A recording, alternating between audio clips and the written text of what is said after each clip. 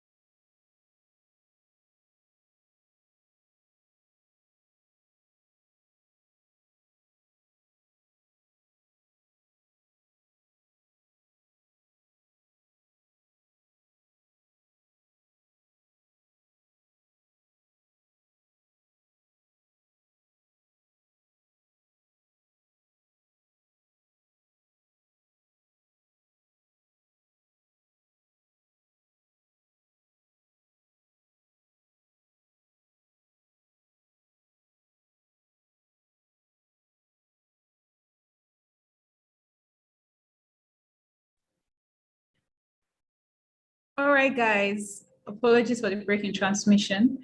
Okay, so welcome once again to this amazing webinar where we'll be discussing on Anonymity 2. So the prior Anonymity video is available on our YouTube channel. Feel free to go there, watch, learn, take notes, and enjoy yourself while watching the video. However, for this session, my name is Mary Idono. I'll be the host. And with me here is the speaker for this evening, by name Precious Olives. So in due time, we'll be hearing from him. However, there are a few things I would like us to go over before we proceed to the business for today. So Cybersecurity Challenge Nigeria is an NGO. We focus on identifying skill sets in cybersecurity and information security in general, especially in Nigeria. However, we do this by offering several packages, scholarship opportunities, hackathons, boot camps, free learning opportunities for Nigerians to sharpen their skills in cybersecurity and to be able to come to limelight with global opportunities, especially within and outside Nigeria. Okay, so if you're here watching this video now, you are definitely in the right place. However, I think at this point, we'll be going on to our speaker for today. He'll be introducing himself and the topic for today. Thank you. All right, so that is an amazing one. Thank you so much for the honors, CYSEC again. And at this level, I think we'll be handling the anonymity version 2. Like she has earlier said, there's actually version 1, and you could actually feel free. Though in my slide, we'll actually do a little bit review of the anonymity version 1. So how we'll be starting off with that. So usually it's going to be an interactive session, but one question always comes into my mind regarding the whole anonymity. And I usually throw it out to people. What comes into your mind the first time you hear the word anonymity? And usually I'll tell you generally, everybody thinks. Do we want them to answer? All right. So you can drop it in the comment section. Section. What comes to mind when you hear of the word anonymity? So feel free to drop your comments. We'll be reading it. However, I think we should show them. All right. So usually when people think about the word anonymity, some people use the term known and to be anonymous, but I'm very, very sure everybody attributes it to this guy, anonymous, and this. But to be very honest, it's way beyond that. Or some other people feel it as the need for not to be able to most likely be tracked. And doesn't mean if you use this kind of device, you won't be tracked. Do you know what the device is? The burner phone. Usually, you see how tiny this device is. It's actually being known that if you actually make calls with this phone or carry out some level of transmission, it's untraceable. Yeah, but still, that doesn't make you anonymous or not. So then, right now, you're actually in the right place because I'll be actually exposing to us a lot of trade secrets regarding anonymity, the myths people have about anonymity, VPNs, and many more. And we just jump right into it. Okay, so stick with us as we take you through our session for today.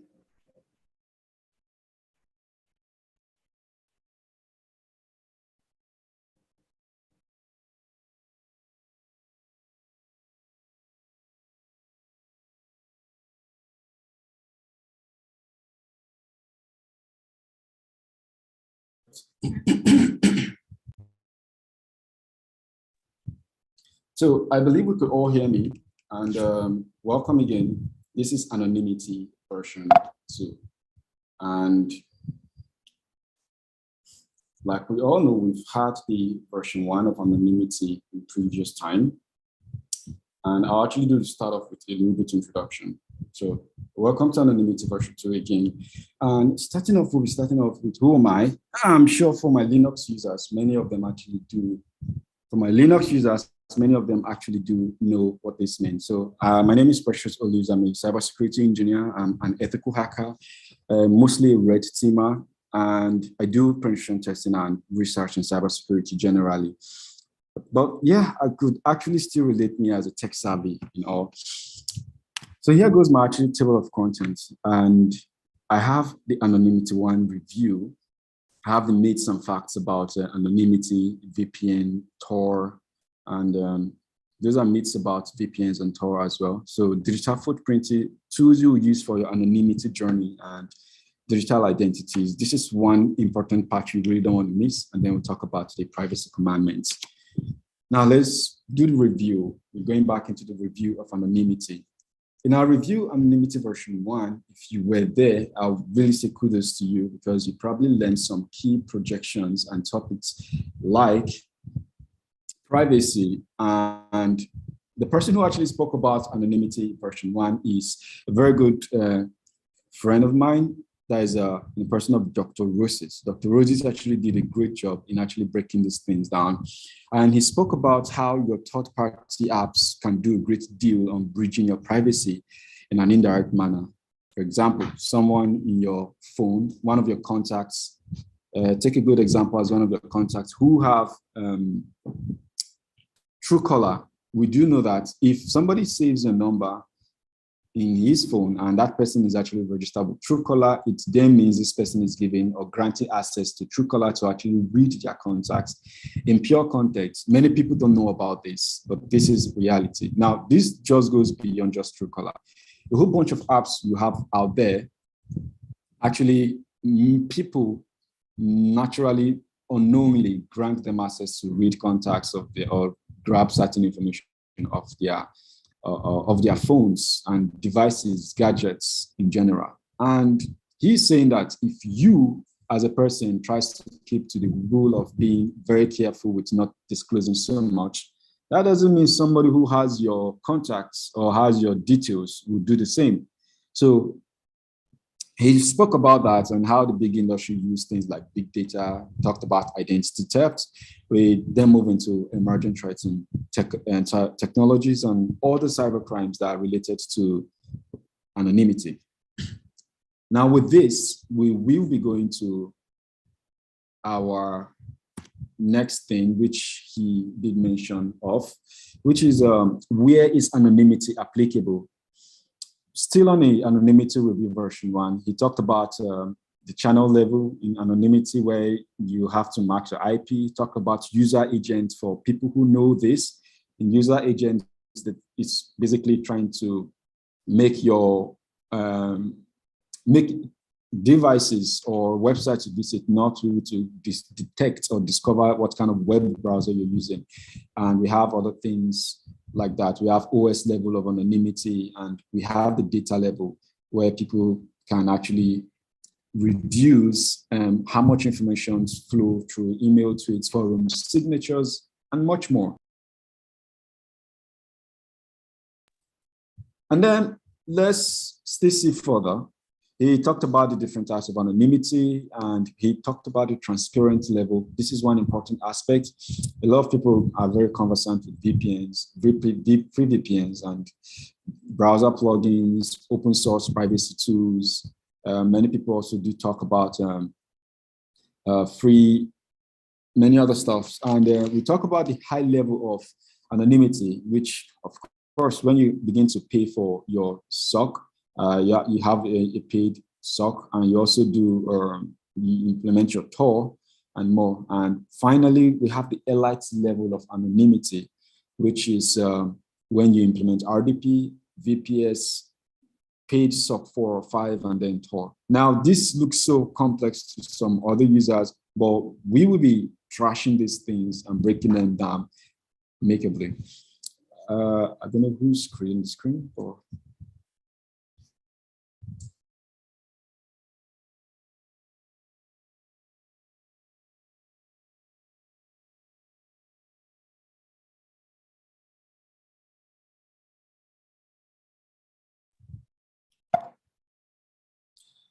Finally, so we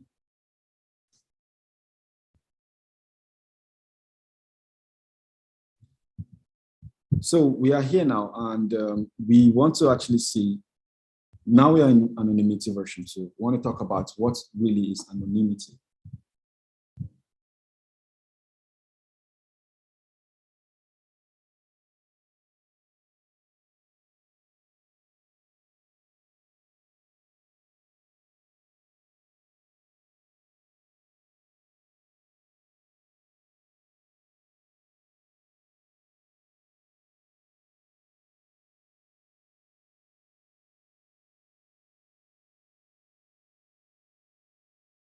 So we're done with talking about the different level of anonymity as mentioned in the previous section. Now we want to talk about the actual thing we're here today, which is this. So what really is anonymity?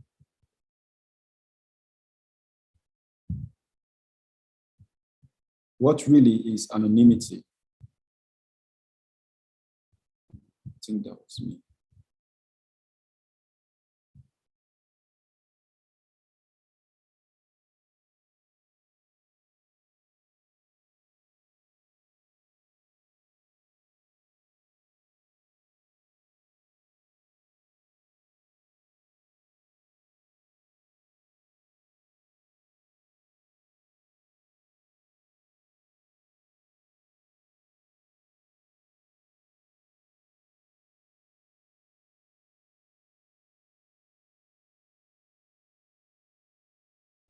So anonymity is defined as not being named or identified, but exactly, is it exactly possible to remain unidentified, or is it just a political statement? This is really what we're actually heading at. So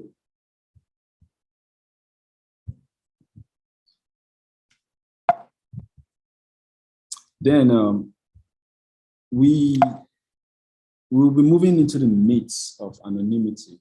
Myths and facts of anonymity.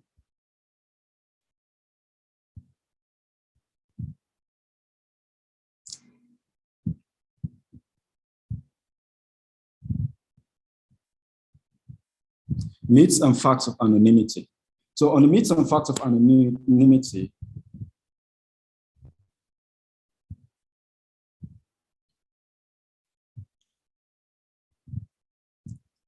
first of all, I'm starting with the first thing here, which is anonymity is easy, but all you need to do is just to reduce your online presence. Now, this is a huge lie, I would personally say. And the fact here is Sadly, it is not. It can be useful, or it can be a useful legal option, but will only be the right answer to sometimes. So there's something about talking about de-identifying an identifier of data. It's difficult to try to make yourself or identify data and try to verify it. Anonymity is hard in that aspect.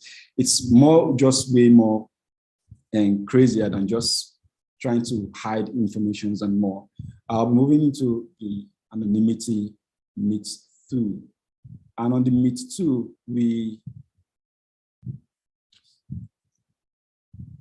on the myth 2,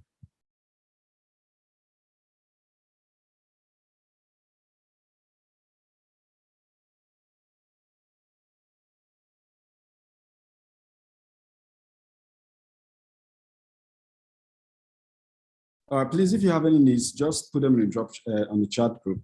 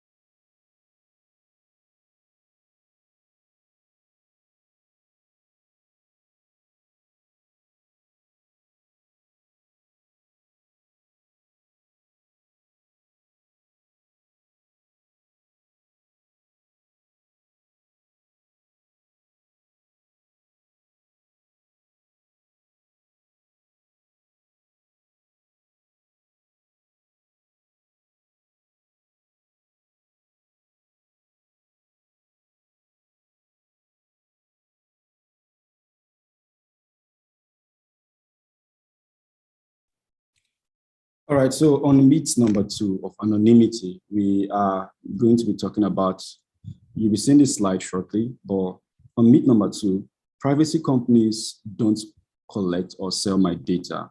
Many of us have this ideology that privacy companies don't collect or sell your data. And what do we mean by privacy companies? Exactly your VPN companies, your companies that offer you VPN services and tell you, register with us and we guarantee you anonymity. Yeah, please, the slide will come up shortly. So companies who actually give you those thoughts, those are actually a myth. It's a huge myth. Now, the fact that I want you to get here is when you use a privacy tool, you are often required to give access to more information than the tool can protect. So you need trust. You need to trust the company to keep your data private. So because of that, I actually did a research, and somebody who called Ari Ezra, and he's from the Northern University School of Law, he did mention that saying they don't, or companies saying that they don't sell your data to third parties is like a yogurt company saying they are not gluten-free. It's a huge misdirection. Now, every time you interact with a company, you should expect that the company is recording whatever information that is there, and they're collecting those information from you.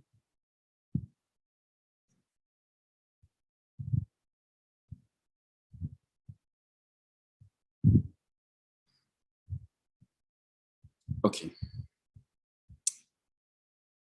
So that is something like that.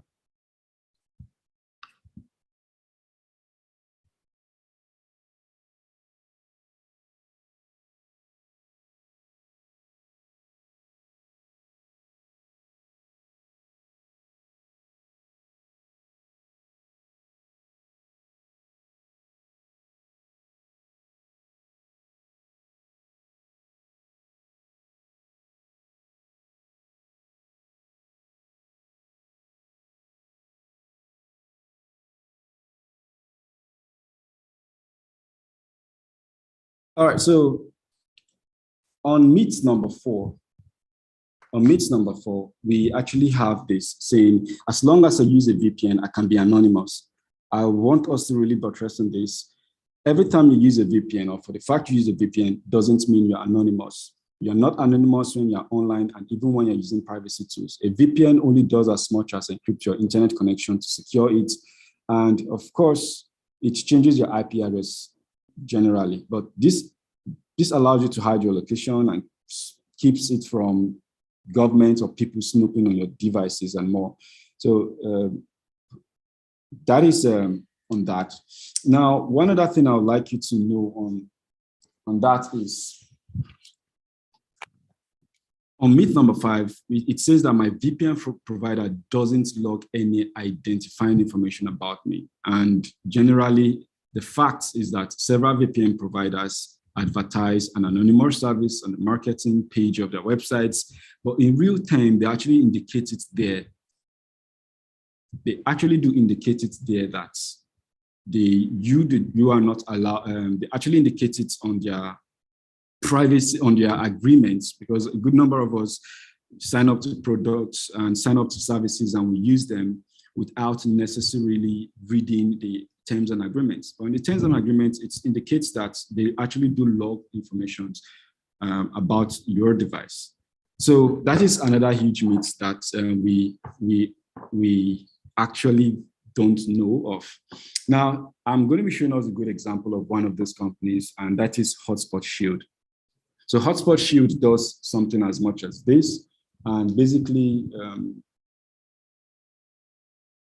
they have an ad on their website ad. Hotspot Shield tells you they do anonymous browsing with no logs of your online activity or personal information. But here I actually had to go pick it up from their privacy policy, and that is what I'm showing you here.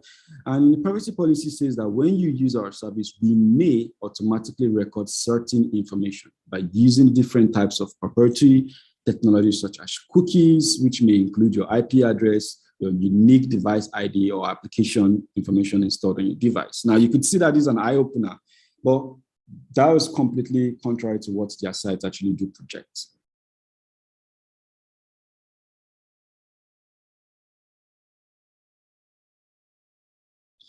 The next is Pure VPN. Pure VPN actually uses the term that Pure VPN services on their web adverts, they say they make you anonymous and they give you the guarantee of anonymous web surfing. But in literal sense, if you check out the privacy policy of Pure VPN, it says something that we will never release any information about you or your accounts to anyone except the law enforcement personnel with the proper documentation. And paperwork. And furthermore, in the course of using Pure VPN services, you or someone else on your behalf may give out information about yourself or give access to your system. This information may include, but not limited to, names, IP addresses, operating system, and many other logs. Now, you could see that this is another thing that many of us use any one of these VPNs. But one thing they see on the websites, if you take time to actually read their privacy policy, you will see a totally different information all displayed there. Now, another VPN, or the third one that we want to actually disclose is, third one I want to disclose is the Ghost VPN. So the CyberGhost is a VPN, and on their website they say surf anonymously, top-notch security, and anonymity. Now, in literal sense, their privacy policy for CyberGhost actually says CyberGhost keeps no logs which enable interference with your IP address, the moments or contents of your data traffic. But at the end, or the end goal is, if you check out or you read between the lines, CyberGhost says something that the CyberGhost privacy policy was updated recently, but previously stated they may process and use personal data collected in the setup and delivery of the services, your connection data, and much more. take a good look at that. And this does actually pose a lot of question marks whenever I see things like this. So next, we will be seeing the next thing. Now, if you are not realistically convinced, about this, I'll be giving you more proof on the next slide.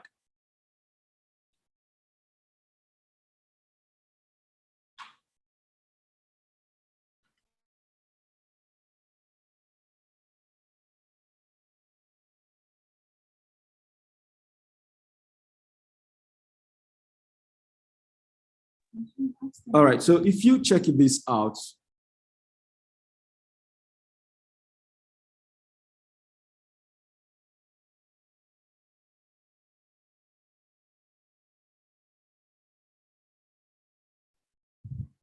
so now on our next slide,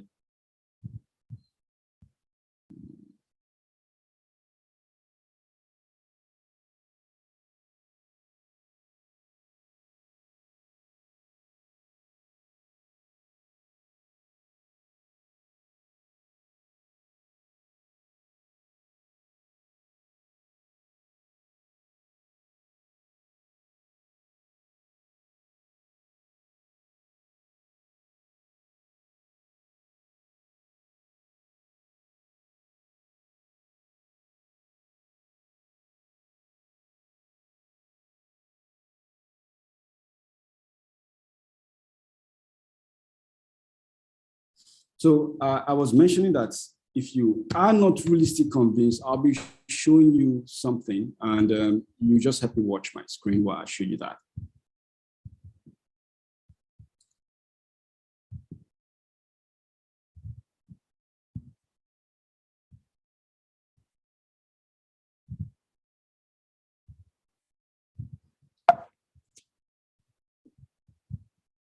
So here is actually the proof. In September 30th of 2013, a VPN provider known as proxy.sh, they agreed to sniffing the traffic of US-based server to catch hackers. And that was actually a huge one because a lot of people were like, VPNs shouldn't log my data. I mean, if I use VPNs, I should be really that secured. But nope, this company actually did happen to sniff your data. And they did that because they needed to actually catch some bad guys. So you could see that sometimes what we really see, you can see that what we really see about VPN service providers are not really true a good number of the time, most of the time.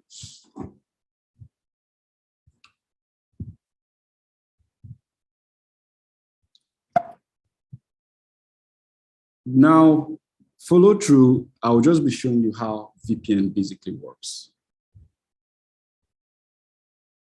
How does VPN basically work? So normally you can actually write your original text or you search something online. It actually grabs your original text, scramble it and mix it with a bunch of random keys, and it creates a secret key form of decryption and exports your content into scrambled your data generally, because I did start off by mentioning that VPNs basically just helps in encrypting your data while they are on transport or while they are in flow. So they help encrypt the details or the data while in flow, so that in case somebody grabs information or did a man-in-the-middle attack to view in plain text whatever you're browsing or people you are visiting or links you are clicking, they will not be able to see it and more. So in whole concept, VPN doesn't really make you anonymous. VPN doesn't really make you anonymous.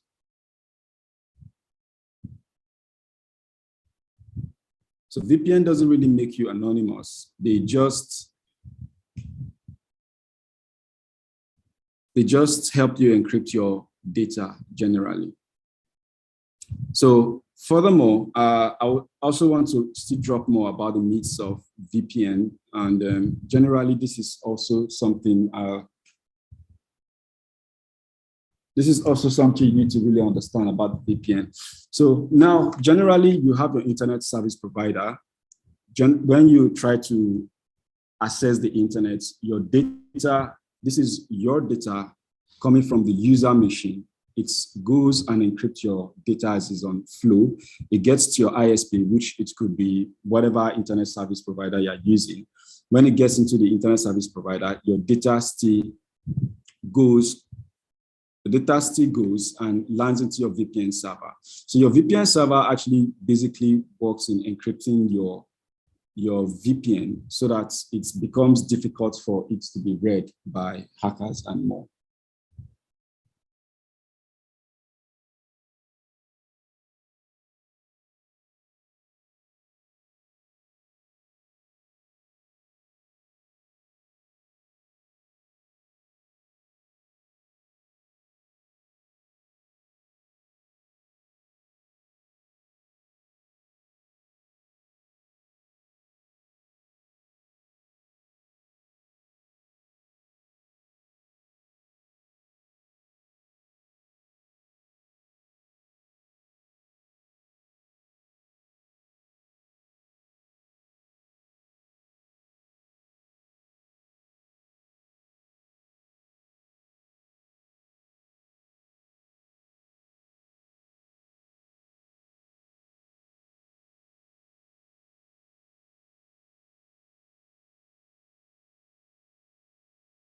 So company wants you to install your custom VPN clients. They will forward your DNS over to be, in literal sense, leaked proofed, and they will even allow you to install your certificate authority on your device. And it's more like you are paying people to actually man in the middle you.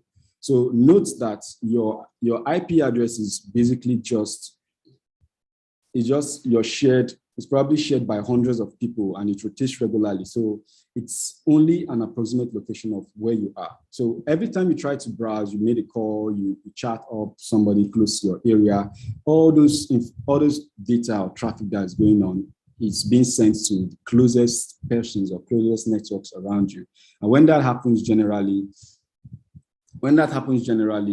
it's what your ISPs or different companies use to pinpoint your approximate location. So that is it. So a VPN doesn't really make you anonymous, but it does a very great deal in increasing your privacy and security online. So a VPN is similar to more like the curtains of your windows of your house.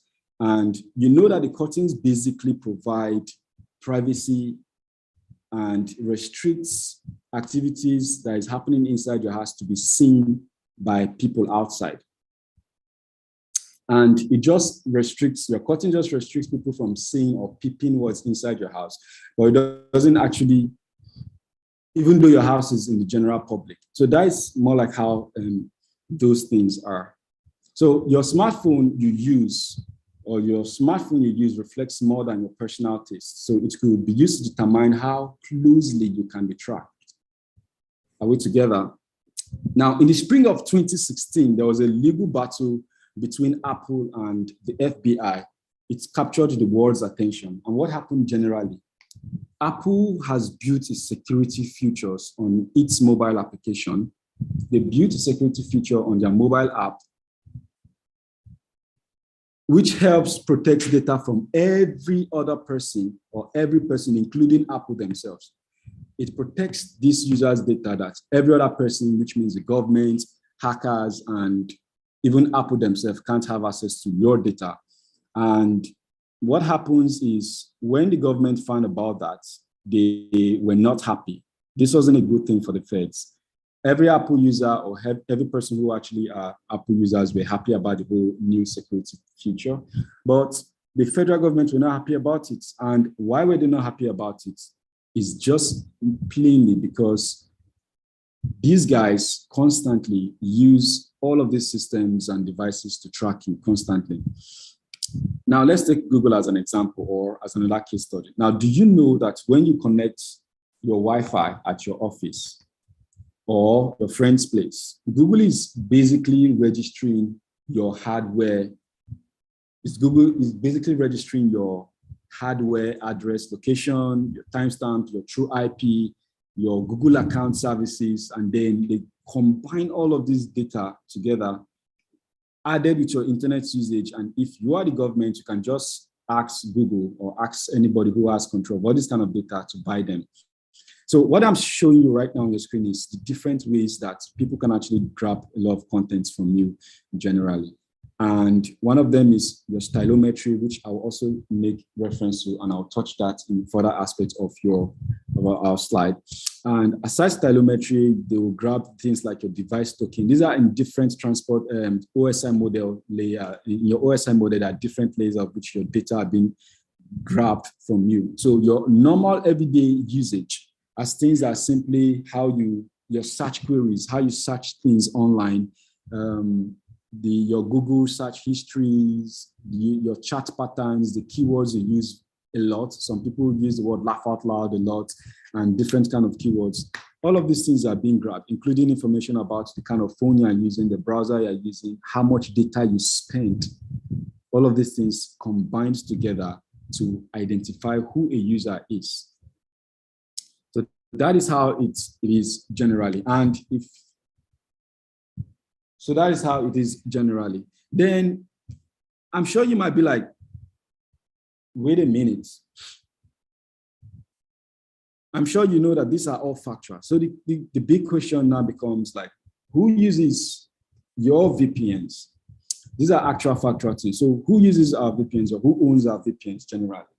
I'll start off by telling you that what your VPN Pro, which is actually a platform, actually came out and it's in a write-up by chief editor of the VPN Pro. Even in this year, that is on 5th of September, really we updated those information that mostly over 150 VPNs, over 105 rather, at least 105 VPN services are owned or operated by only 24 companies.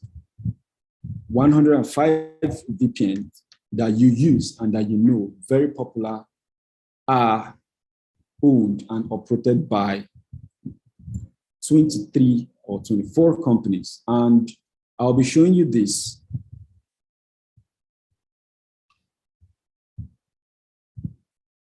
So before I move into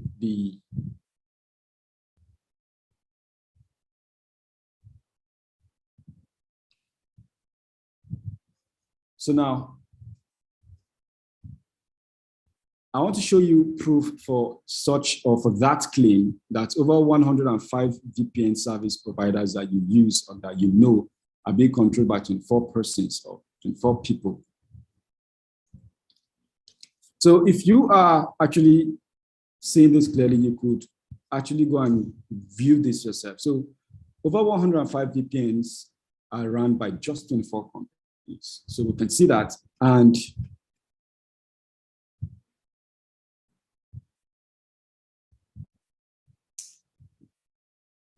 so take a good example of one of these.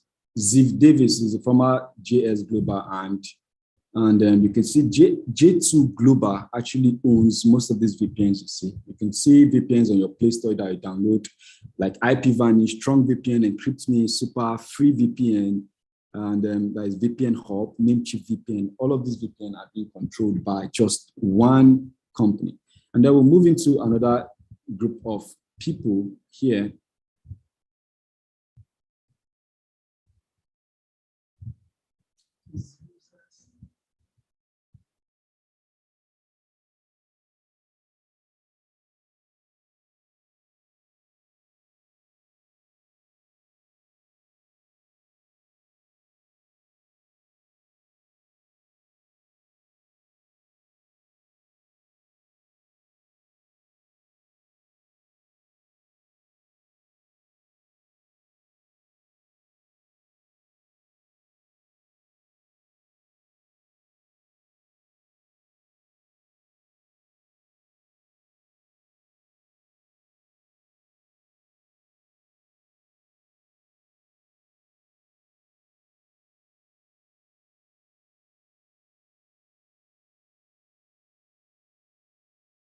Sorry about that. I think these are users who are actually screwed in the screen.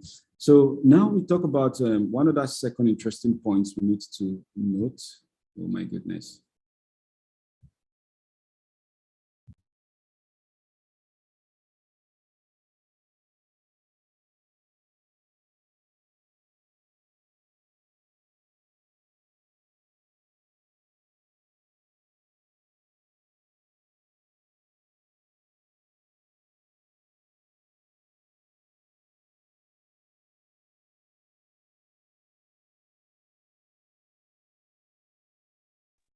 All right, so another company we know is Aura. Aura they actually go with the name Pango Group. They have over 10 VPNs in their products. We can see the VPNs. Hotspot Shield was mentioned in my previous video. We have Hotspot Shield, we have all of these VPNs you see here, and there are also people who owns most of these VPNs. So you might randomly think you're actually downloading some VPNs online and you're using, and you think they're from different providers.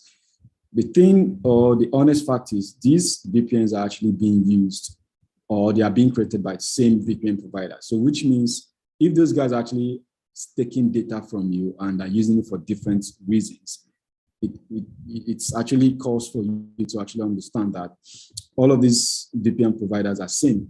Now, one other thing I've known is most of us might be in Telegram groups where every time now and then you will see them drop good VPN logs. You can see IP vanish. I've seen IP vanish. I've seen NordVPNs. I've seen a bunch of other VPNs. These users or these people, the big question comes with, how did they gain access to these VPNs, or how did they have access to these VPNs, user logs? So these VPNs are not really doing as much as the work they say they do. Another company we have is Caditech. Caditech has a total of 7 VPN products, and you can see how many of these VPNs they own and use. So we'll be moving on speedily on our slide.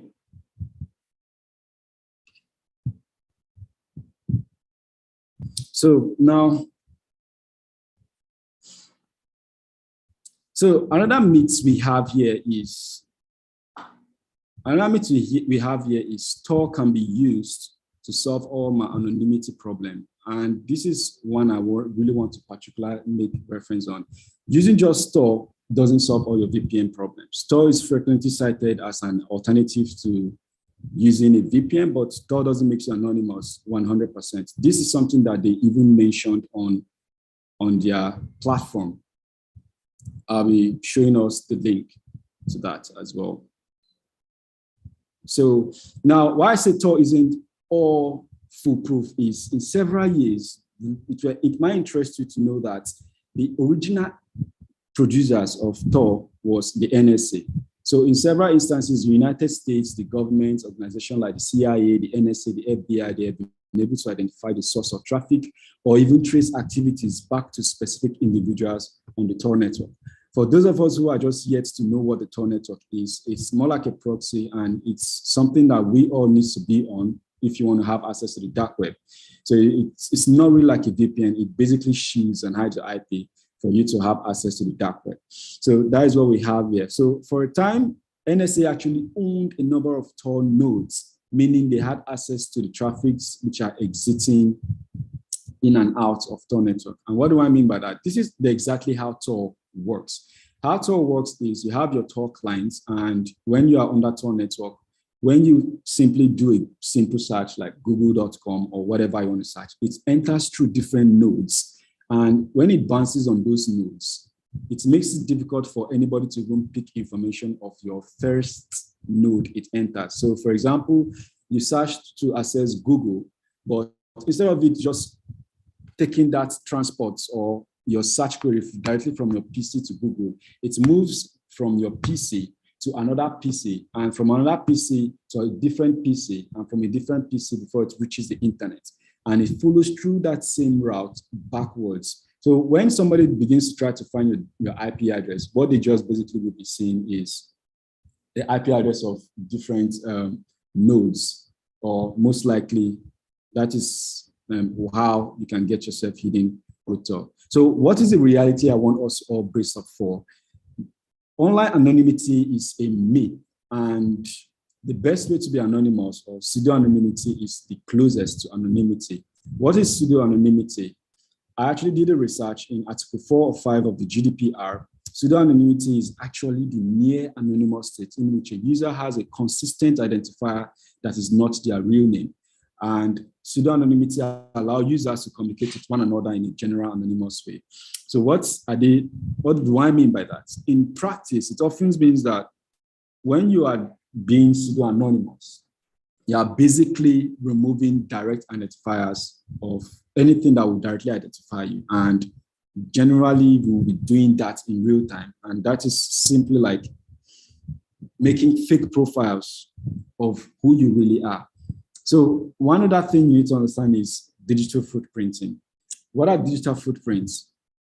So generally the trail of data or intentional or unintentional stream or leaks that you leave behind when surfing the internet. And what are the data points that makes up your digital footprint? Every simple thing you do, like your social media posts, your interactions or comments you put on social media pages, when you purchase things online, your purchasing behavior, your history of your purchasing behavior, subscribing to online news and services, your online search activities, and even when you visit dating sites, reviewing and interacting with news and many other things. All of these things you do, your daily activities on the internet are being more like gathered together. Those things forms a digital footprint. And talking from a forensic perspective, if somebody was to track you, one of the few things we want to do is what sites do you visit often? What kind of things do you buy? What are the things you like on social medias? What are the things you purchase mostly on social media? Those are these things that when they sum this whole thing together, you probably, a bad hacker might have gone to carry out a huge hack. And just because of the kind of person he is, begins to buy certain kind of gadgets and visit certain kind of sites because he has a huge sum of money. They can actually use all of those footprinting to pinpoint who this person is. So now, why do digital footprints matter? First of all, you need to understand that we have active digital footprints and we have passive digital footprints. The active digital footprints are the ones that we intentionally left online, like when you make your Facebook post or you share something on WhatsApp status. Then the passive digital footprints are things that are collected without anybody, without your knowledge. When you visit sites, they collect cookies from you. Those cookies contains certain data from you. It can also be able to log your IP address and your login information for certain sites you visit to make it easy or easily accessible when next time you're visiting. So why do digital footprints matter? They are relatively permanent. Digital footprints can also determine a person's digital reputation, which is also now considered as important as their offline reputation. Employers, colleagues can check their potential employees' digital footprints, and I know that sometimes where companies want to employ you, they go and do OSINT on you, which means they search you online to see your online presence and how you correlate or work online. So what are the basic steps in reducing your digital footprints? The basic steps to reduce your digital footprints also includes audit or delete your old accounts online. So it's very necessary you audit your accounts or you delete old accounts you're not using. There are times whereby we're trying to carry out forensic investigation on targets or on people. And it was way more easier because those people have old accounts that were linked up to their actual identities. And what happens over time is when they began to put their hands into shady deals, they forget that they probably forgot the password of those old accounts or it was hacked and one issue or the other. But when they now begin to put their hands into shady deals, they forget to delete those old accounts and they create new accounts and carry out fraud cases. So when forensic expert tries to find out who carried out or who was involved in social crime case and more, we begin to trace footprints, and sometimes we land into those old accounts that those people have created, which contains basically all of the information. So also curated online presence by deactivating used accounts, unused accounts. If you have one mail online or one social media, you created a second or one of your old Facebook accounts and you have those details, you can't use them, it's best to delete it. Right now, Google actually set up a rule that for sites or applications to implement the delete feature, which means people should be able to delete their accounts when they are done using certain devices and more. So also, I'll tell you that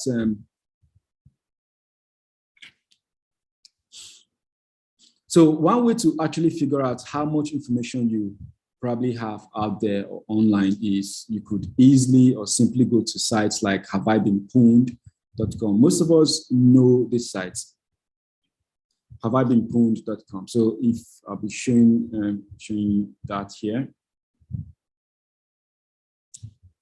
So if you go to this site,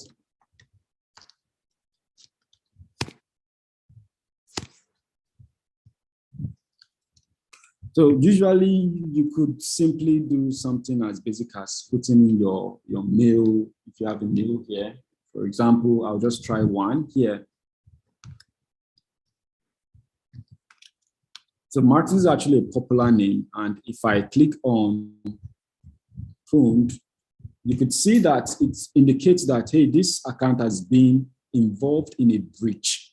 You can see here it tells that what it has been involved in 59 breach and it has found over 10 pastes.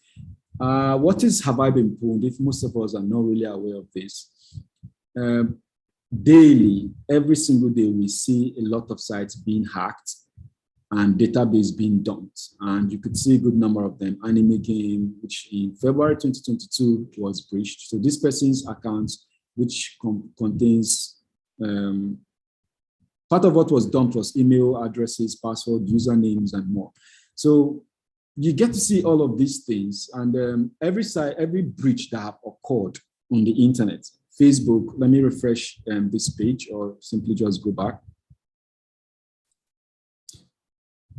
So every breach you've seen, Facebook and more, and all of these platforms, you could see that Have I Been Pwned shows that it has over 630 pwned websites, and how many pwned accounts? We have over 11 billion accounts that have been pwned. And you could see even the recent breach that happened. You have these guys, brand YouTube, you have Street Charts and Twitter accounts, which contains over 6 million Twitter accounts that were leaked. You have Facebook, this has still been there, but has been one of their largest breaches, which has over 509 million accounts and many other accounts. So for every site that has been broken and the database has been extracted, it's available on the internet. You can go to the dark web and you see a hell load of those stuffs available there.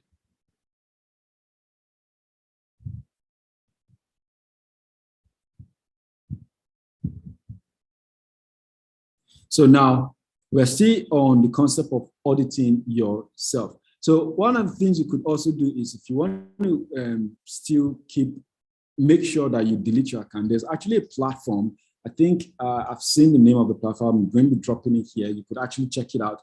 A good number of people pay for these services to have their accounts deleted, but you could simply search yourself online. So this site is called Delete Me.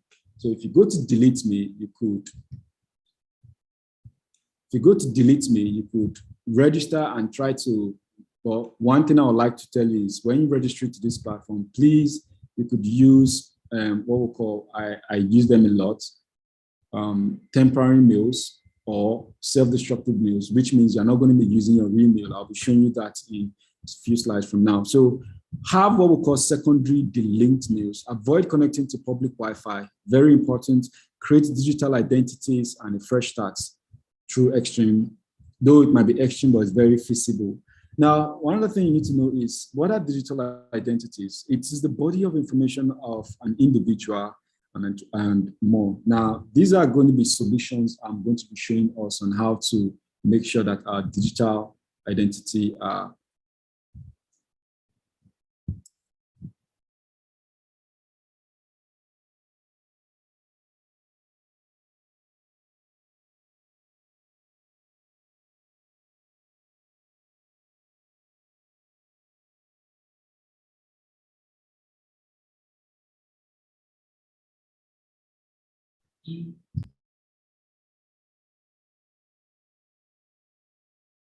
Yes. Please, sorry about that. I don't know who is this that keeps creating the screen. That is so embarrassing.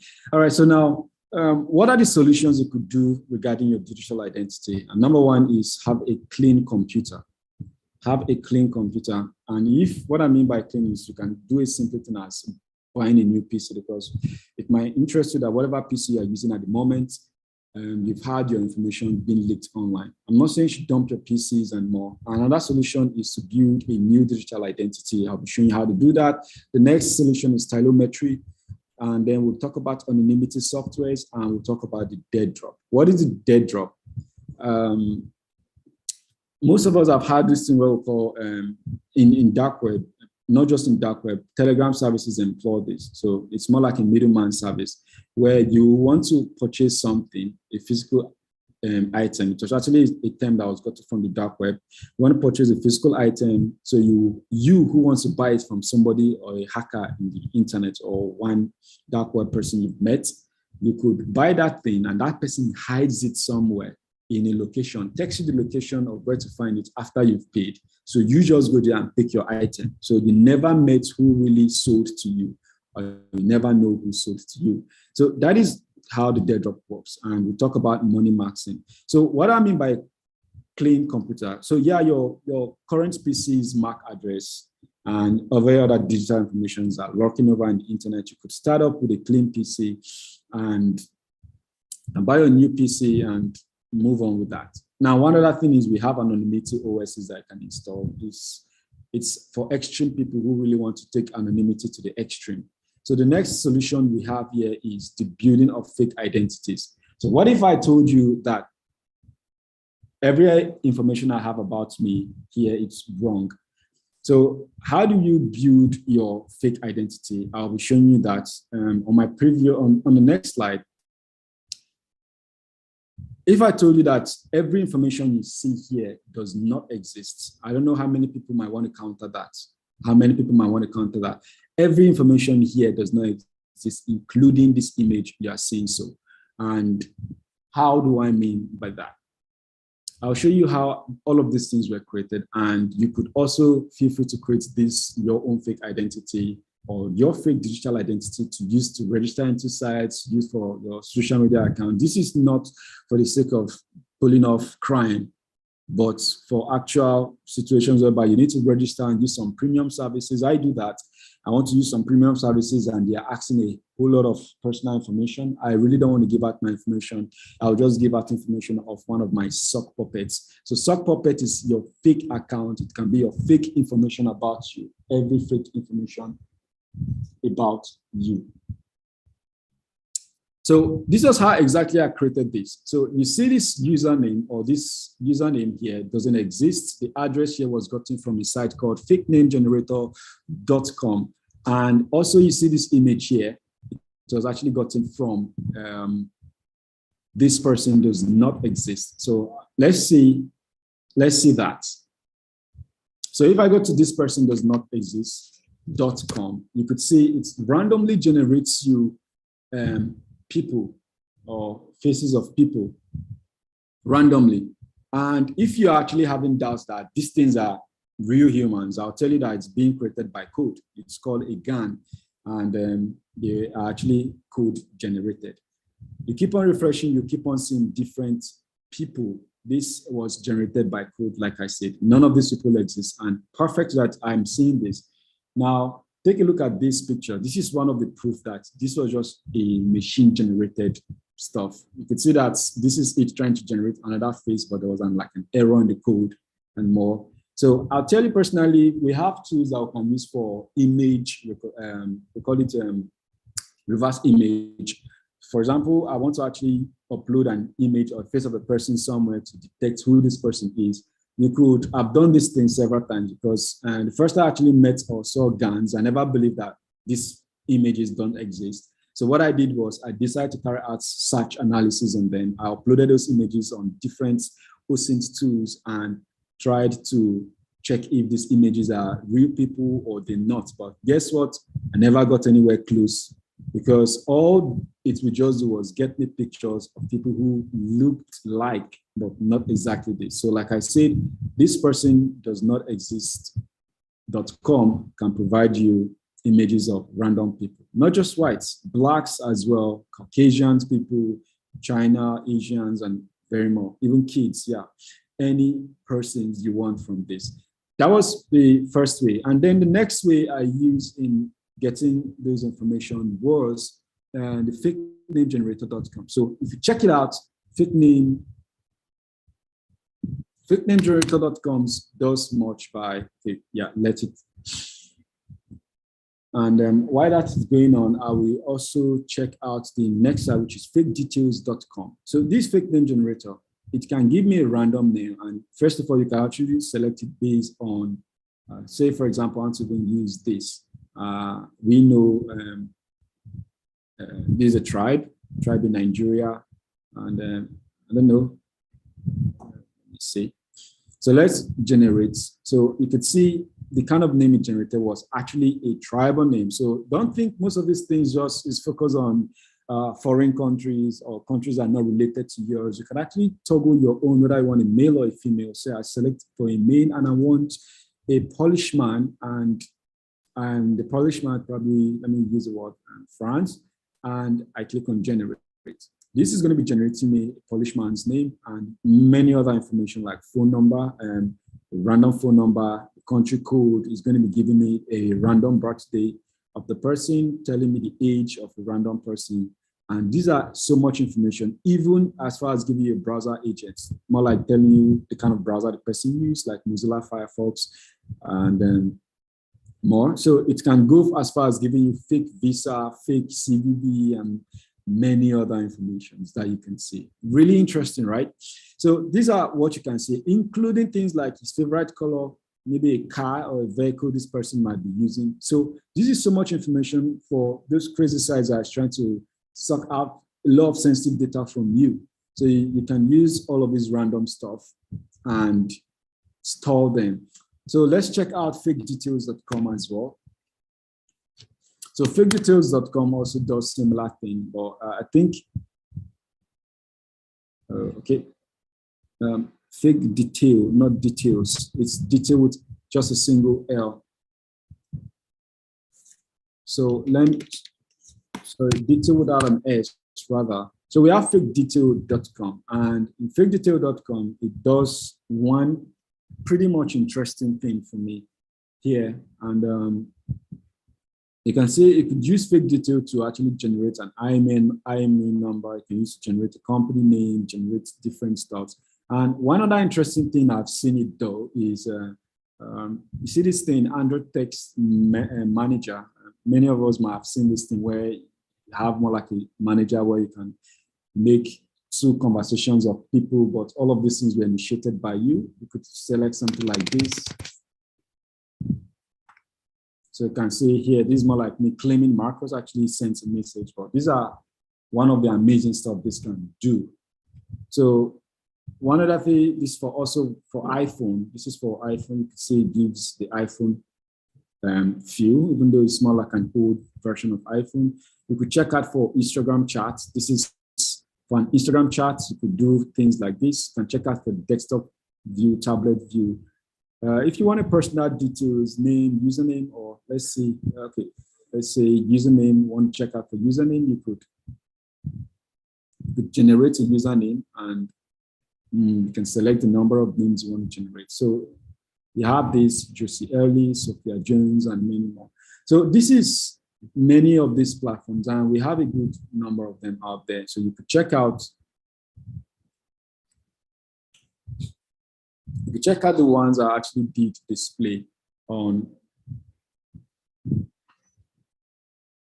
We check out.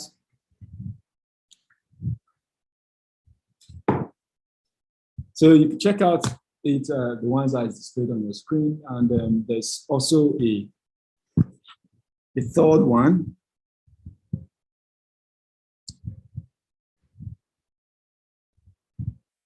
Sorry, give me a minute.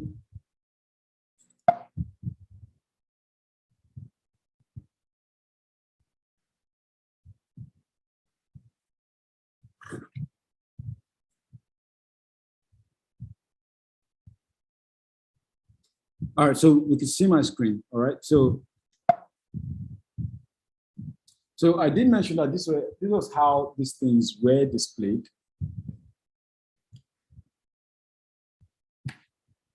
Now, moving next, you see how you can actually create your fake sock puppets, and that was one of the promises in our webinar. So furthermore, we have solution 3, which is stylometry. In stylometry, here you can actually change those keywords, those huge terms, the opposite of your writing styles, and more. There are many things that one can use to actually fingerprint you. So stylometry is one important thing I actually look at for.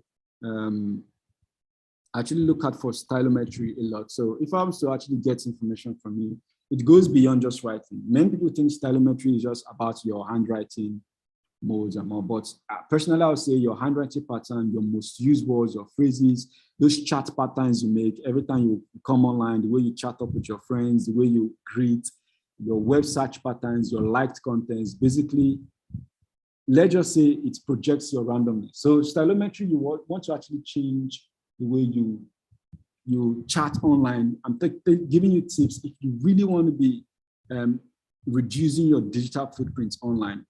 I've listed some few, like you could decide to create your fake sock puppets. You can consider having a fresh start, but that might be too expensive.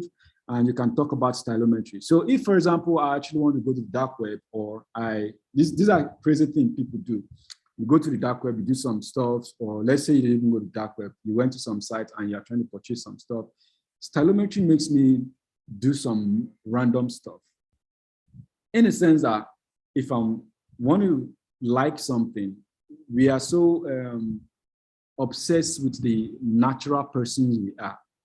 Most of us are on dark web, and you can't just see a fine thing that passes, you will not want to comment. When I'm doing some certain things and I want to reduce my anonymity, the way I chat changes.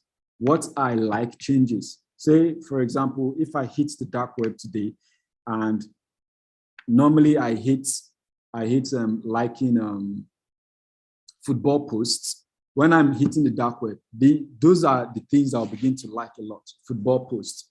I'll begin to like more football posts. That makes anybody who already have an idea of my chat patterns, already have an idea of the way I do things. If they begin to trace me, and even if they get to meet me in the dark web, they would never notice me because they can't correlate the two identities. This person loves football, but this person doesn't love football. This person likes animes, this person doesn't like animes. This person uses VPNs that comes from the European nations. This person uses VPN that comes from Africa. So these are the ways we actually do in stylometry. You really want to just to move around the whole equation of randomness. That's all that stylometry really does entails. So furthermore, you also want to talk about anonymity softwares. You could actually just check them out from going to your browser options. You go to your web stores and try to get things like your browser-based VPNs. Of course, I'm sure that by now you're already like getting all math about VPNs, considering the fact that I've talked about them and making you to understand that VPNs are not really doing what they claim to do. So one other thing to do is script save. I have the browser-based level of anonymity, which means there are some things or plugins I will install on my browser. Let me see if I can show you that. I'll be showing you that. So let me turn on my Chrome that I've been using Firefox since. Goodness. All right, so for those of us who are using Chrome, so I'm turning on my Chrome. I'll just show you how to do most of this stuff. So in your Chrome, you could do something like simply going here in your options, and you could go to your settings of your Chrome. If you go to your settings, you'll see your extensions here. If you go to extensions, you could click on this button here, and you can go to Open Chrome Web Store. This is a little bit lengthy, but you could just do simply Google Chrome Web Store, and you'll see it online. So here you could use browser-based VPNs. If I try the word VPN, you could see VPNs that, you could see VPNs like this. Though you could install any one of them, I won't be installing any one because I'm already like way out of time. Now for the user agent, most of us don't know what user agent is. So imagine in your user agents, this is one of my favorites, the user agents. This is my favorite here. So you want to install them, you can click on this add to Chrome. So it downloads those stuff. You can add it as an extension in your browser. This does a way of adding an extra security to you. So it has been added, and that's why you're seeing, let me pin it. So that's why you're seeing this here. So imagine me, let me first of all do something like writing the word .net, or let me just see what's my user agent. So if I use the word was my user agent, you could see here, you could check it out. Let me see.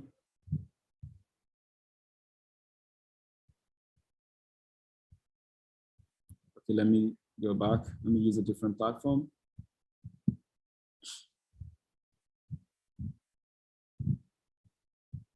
All right, so here it tells me, according to the user agent version 2.1, this tells me that I'm using a Chrome, and if it gives information about my PC, that I'm using a Mac OS and many more.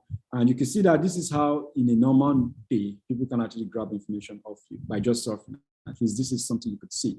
So all of this information. Now imagine if I decide to change it to something like this, and I select Opera Minim, and this is Microsoft Windows. Now let me refresh this and see what information. I see that the user agent information changes to tell you that I'm using a Windows 10 OS, and not just a Windows 10 OS, I'm using an Opera browser. It gives you a version of Opera. So it is not even a bad idea to do things like this. You can implement your user agent to soft sites. So we also use this to evade security from the hacker's perspective or point of view as well. So that's about user agents. There's also other browser stuff that that can be implemented. They are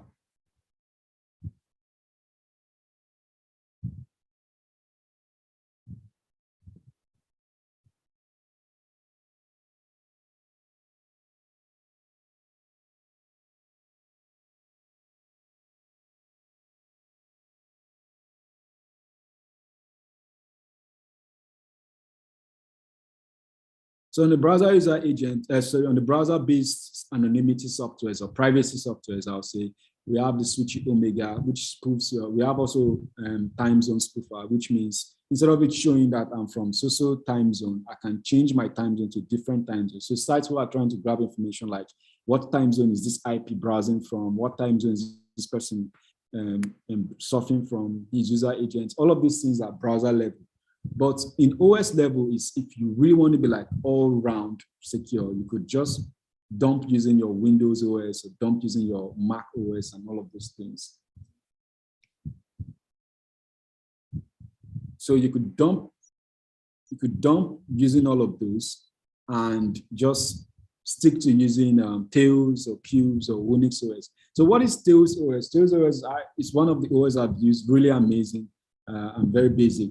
It basically routes every of your information through Tor. And I already mentioned Tor is the way we use in accessing the dark web or getting access to the dark web and more. So when you use Tails OS by default, you are actually,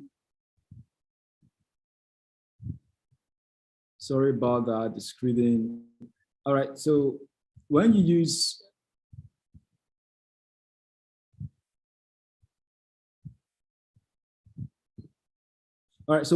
that, you get to see that you don't need to do any special configuration. If you have your Tails OS installed, everything you're browsing is going to be passing autonomously through Tor. And I've already shown us an example of how that works.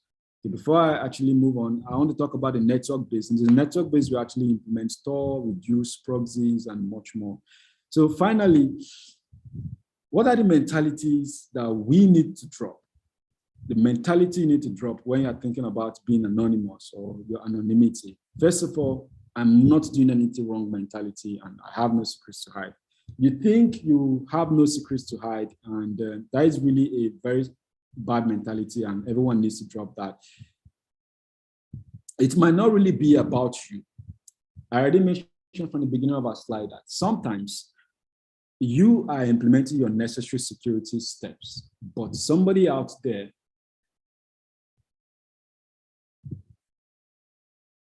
sorry about that.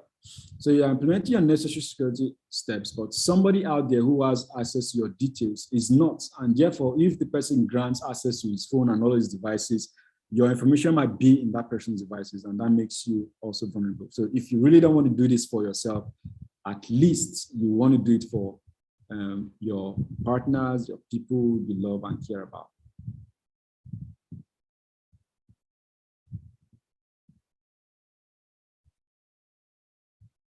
So furthermore, why I talk about the mentality to drop,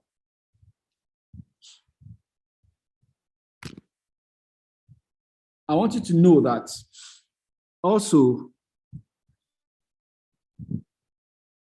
oh my goodness.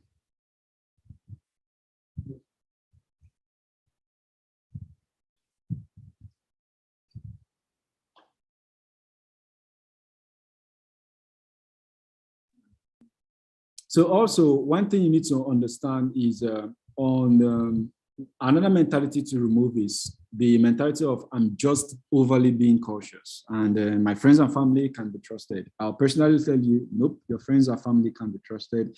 I'll tell you that the feds have you. You should always implement the zero trust policy. Don't trust your friends and family. They can be points or entry points that people can use to target you or hack you or extract information about you. There are times whereby we've carried out investigations or we've carried out real OSINT's abilities. Most times it's difficult to actually find the culprit of a crime or find a person who scammed another person, but it's always easy to do it through his friends and family, which means he's definitely chatting with somebody or somebody took it. Have you not seen a situation where somebody took a selfie that was how they captured, I think that was how they captured one of the a top drug lord they were looking for in, what is this country? Spain. In fact, this one was Google, I think Google Map actually, or Google Streets saw this guy's information on their Google Streets. So another thing is, I've seen situations whereby people you are looking for, they go to secret places like clubs and more, and somebody out there just randomly take a selfie in the club, and those people you are looking for appeared on the selfie. So when we see things like that, we begin to navigate and trace, oh, we are looking for this person and we saw this person in a selfie of this person who mentioned he's at social club.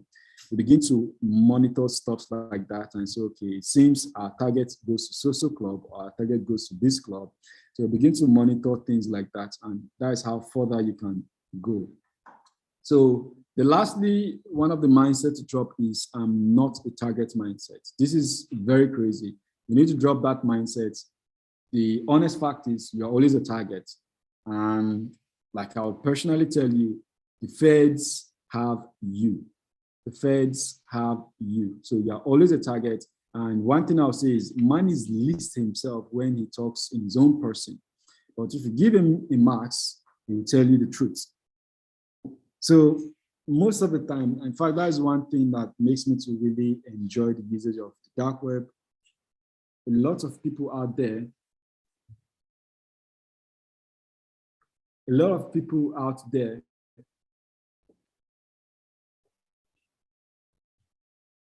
okay, a lot of people on the dark web,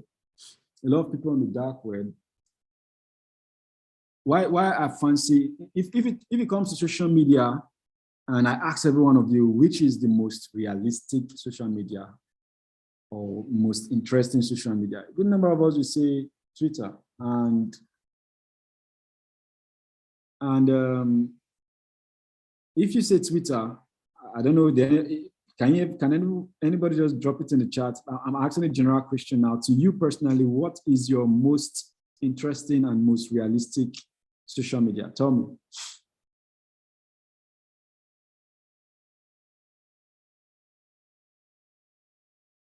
So please, for some of us dropping our questions already, you should help me hold on to the questions so that by the end of the slide, I'll just treat all of the questions.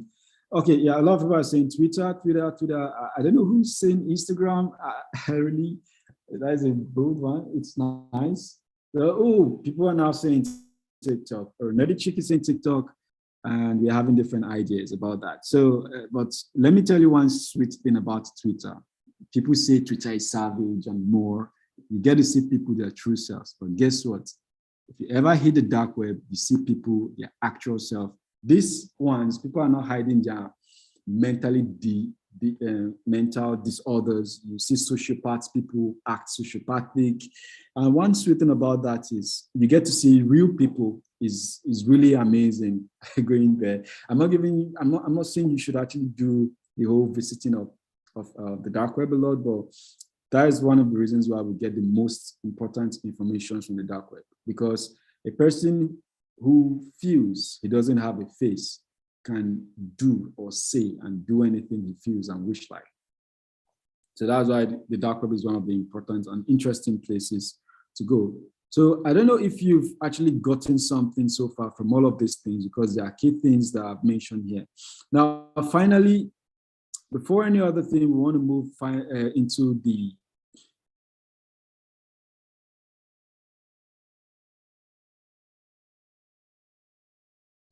5 commandments of online privacy. So on the 5 commandments of online privacy, we have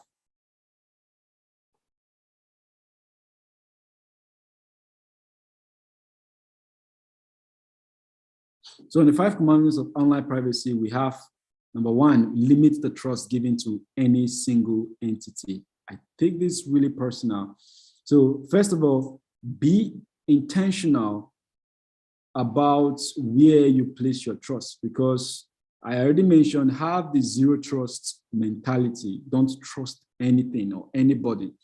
So what I mean by limit the trust you give to any single entity. And usually some of us, when we register with Facebook, you give out all of your information on Facebook. You meet any entity, you give out all of your information on those. What happens is if one of those guys gets hacked, all of your information is disclosed to the general public. So sometimes these are the reasons why, just like I've shown you, you could either use fake mails, you can use fake names and more. It's not a bad thing to have your real information or real identity there. It's good because sometimes people want to know what are track records, what are the kind of persons you are on social media. And it's natural, but I'm like, if you want to stick to a platform, just stick to a platform. If it is LinkedIn you want to be using, just stick with LinkedIn. If it is Facebook you want to be using, you can go ahead and stick with Facebook and more. That is amazing. All right, so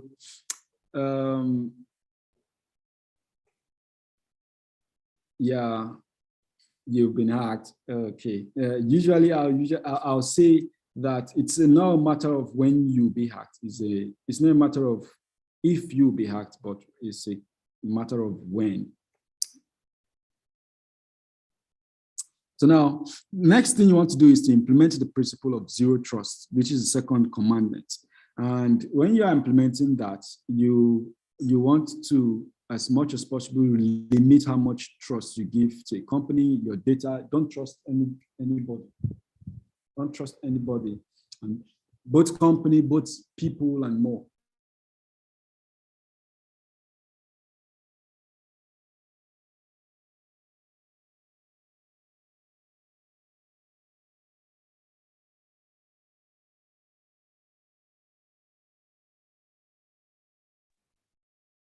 So it's really amazing to have you all here. For those of us doing the screening, or the screen screening. All right. So now let's move on to the next. Number 3 is use virtual cards for onshore payments. Use virtual cards for onshore payments. So we already have this one, a lot of those online. So instead of you using your real bank cards to carry out transactions online, it's really, really, really way best that you just simply log into a virtual issuing a company that issues virtual cards, register and use your virtual cards. Because one sweet thing about the virtual cards is you could just indicate that you can just send in a specific amount of cash, which means if for any reason it gets leaked or it gets hacked, just the amount you've sent there is what's going to be taken. But that is not a wish for anyone. So that is one thing why I use the term unsure payments. It's not all payments that you're very sure about. Some you are not so sure about the platform. So always use virtual cards in situations like that so that you don't be selling off your real virtual cards to some people out there. All right, so now the next thing we'll be doing here is, all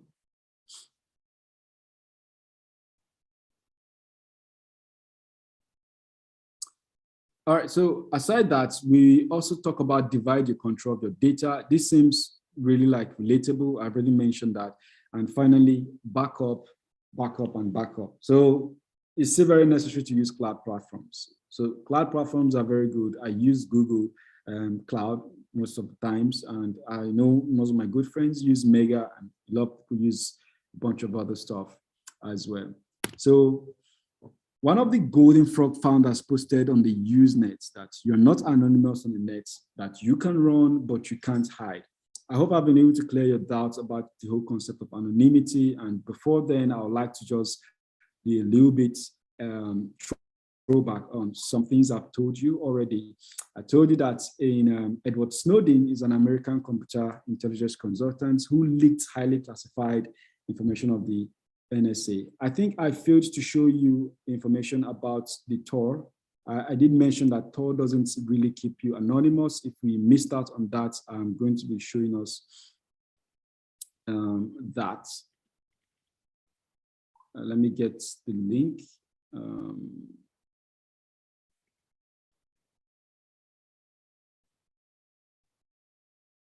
So I don't know which of us remember the particular myth that falls under. So I'll be showing you that now. I'll be sharing my screen again, once again, to show you where Tor plainly mentioned, because some of us might still be really thinking, really, is it true? Does it mean that I can't trust Tor? Yes, you can't really entrust Tor with all. Tor does a very good work. I personally would tell you that. I'm a huge fan. I'm a huge fan. So I will use this. If you don't mind, you could use Tor. This is Tor. This is Tor official page. Tor did mention something about staying anonymous. If you check it out here, Tor mentioned plainly that Tor can solve all your anonymity problem. It focuses only on protecting the transport of data. So you need to use a protocol-specific support software if you don't want the sites you visit to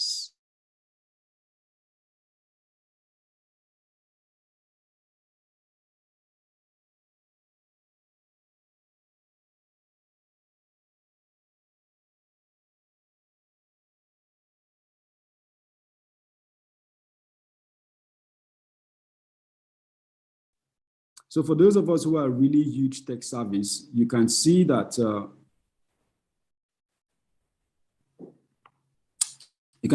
Tor has already told you that, hey, I can't solve all your anonymity problems, to be very honest. So you can see that anonymity is actually it's an actual myth, if I must tell you. Anonymity is a myth, but privacy is obtainable and it's attainable. So you cannot really say, yeah, I'm 100% anonymous, except you don't even use the internet at all. Because every single time you use the internet, you leave trail of digital footprints, and I've showed you how to at least minimize the usage of those digital, or how much trail of footprints you leave out there. So I think we've done all of those.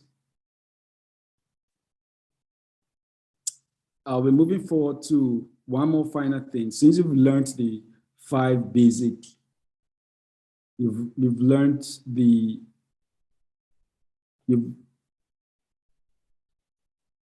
so I guess you've actually learned a lot from this session and this webinar so far. Now, I'll be leaving you with one more key thing. I know there's a lot of thinking, there's a lot of information that has been left. And please don't think you're all VPNs and scams and more.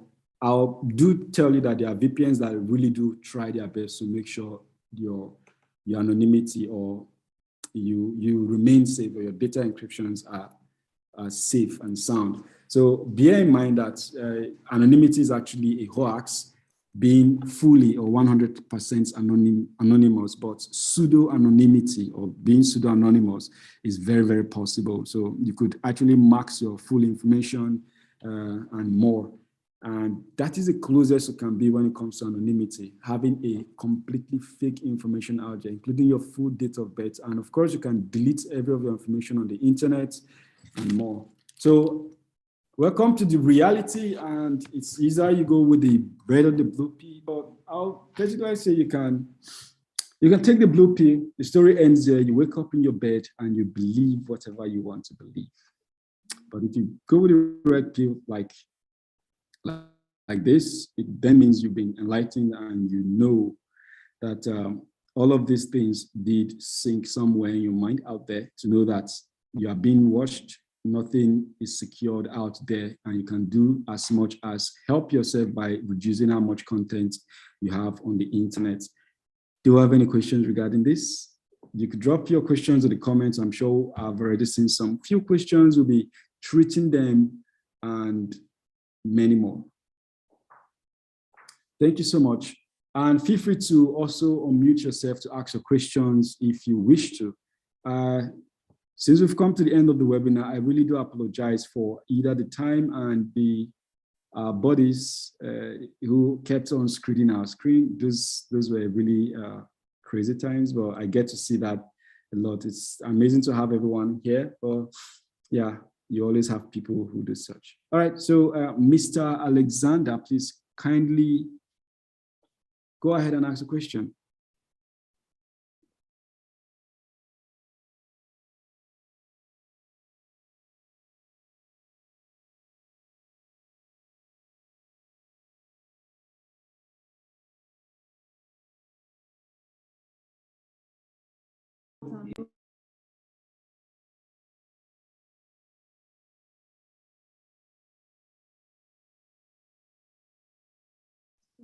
All right, so yeah, you could go ahead and ask a question.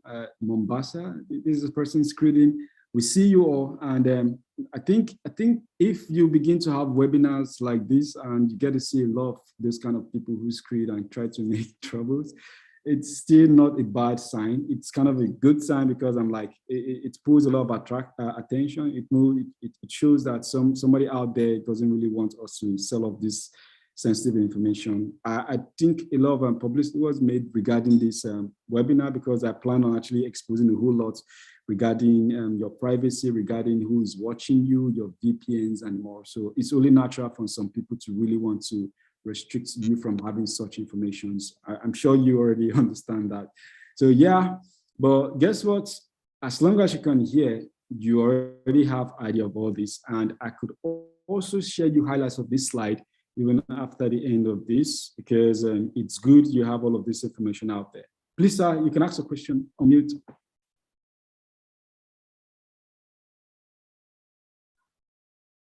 Yes, thank you, sir, for the lecture. Hello, sir. Yes, thank you so much. I heard that.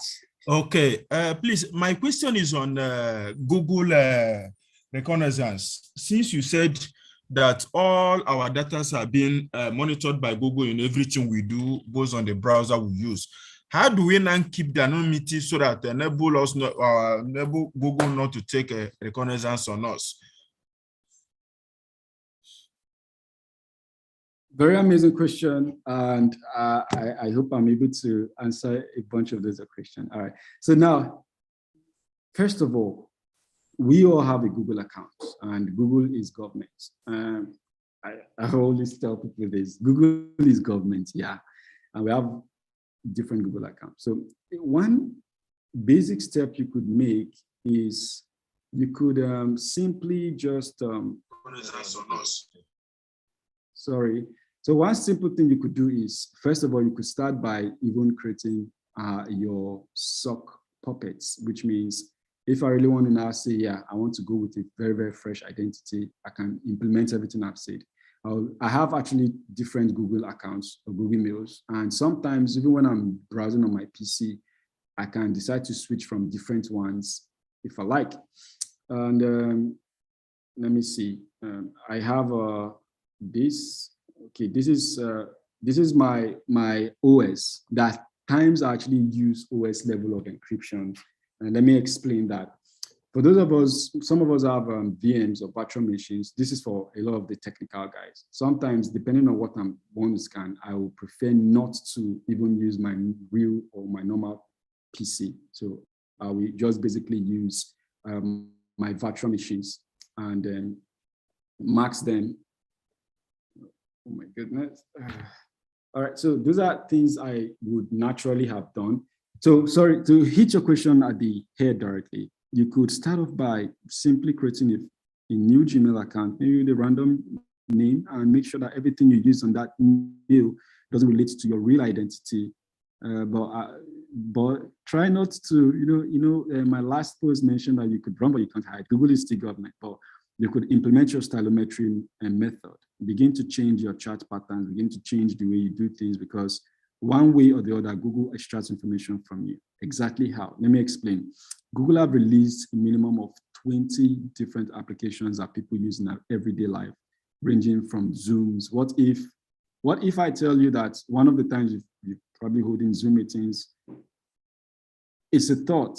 Don't get me wrong. What if that thought comes in that for every time your face appeared on a webcam, one of these platforms take a picture of your face, and which means everybody who have ever used a webcam to hold a meeting online, one of these big companies have facial recognitions of everybody. It's possible that there are different possibilities. I'm not telling this to get you all scared, but Google have almost 20-something applications ranging from your Google Maps. You use your Bolt app. You indicate in your Bolt app, they implement, some of them implement all of your maps. They implement Google security, and you indicate them in the map where you are going to, where your house is. All of these things are tiny bits of information. You don't know that all the Google apps you've been using concurrently together, if they decide to pick up the tiny little information you give them and they collate it, becomes a huge information that you've sold to Google. But it's not a bad thing because Google is everybody. But I know people who actually don't even use absolutely any Google applications. So you could begin to minimize the number of Google applications you use. Don't use the one that are not really necessary to you. And if you want to use some, it's still safe to use more like a pseudo info or fake info. I don't know if that is able to answer your question. Yes, sir. Thank you, sir.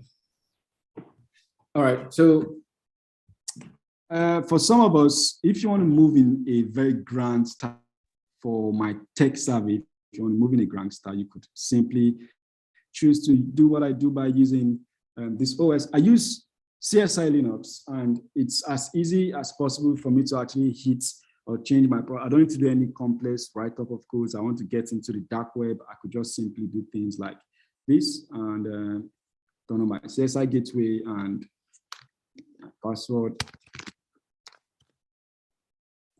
And when I'm turned on, my background is going to change, indicating that I'm now on the Tor network. And you'll be seeing that in no time. All right, so you can see that my background just changed, which indicates that I'm no longer surfing as a normal user. I mean, if you check out my browser, I'll be checking out my, screeders.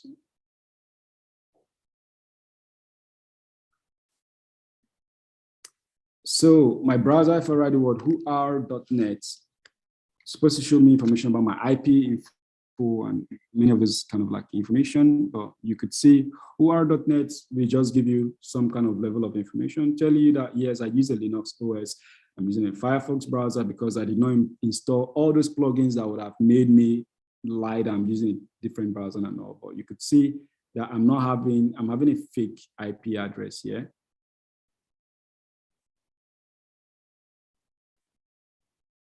You're not even seeing any IP address here. And let me refresh my screen.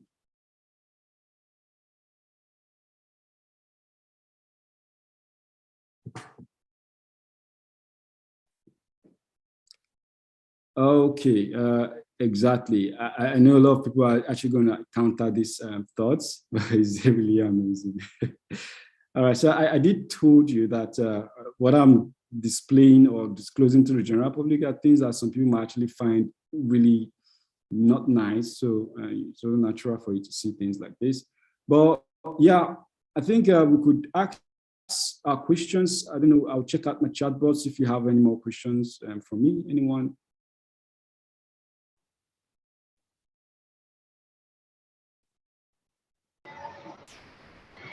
Yeah, hello. Hi. Yes, good evening, and thank you so much, Precious. This has been an amazing period. I have a couple of questions. Number one, to what extent does this in any way negate a virtuous use of the internet? At what point do you run into anonymity freak point of view, and you say, because this is one thing that happens with this kind of concept, right? I've fought with my family members over the level at which they sporadically share information on social network, for instance. And I've left stern warnings with a lot of people, especially from my nuclear family. Don't share any picture of me or anything about me. Don't share my birthday on social network, because I know a little about this before this moment. But now the question is, to what extent does this anonymity thing negate the virtue and utility of the internet? That's the first question. And I think the answer to this will help me with the next one, please.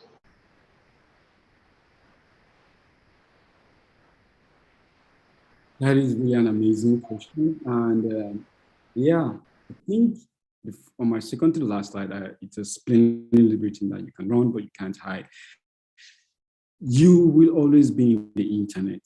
That is one thing for sure. But you could try as much as possible to reduce how much information you have. That is the whole purpose of privacy. That's why the reason why I won't even lie.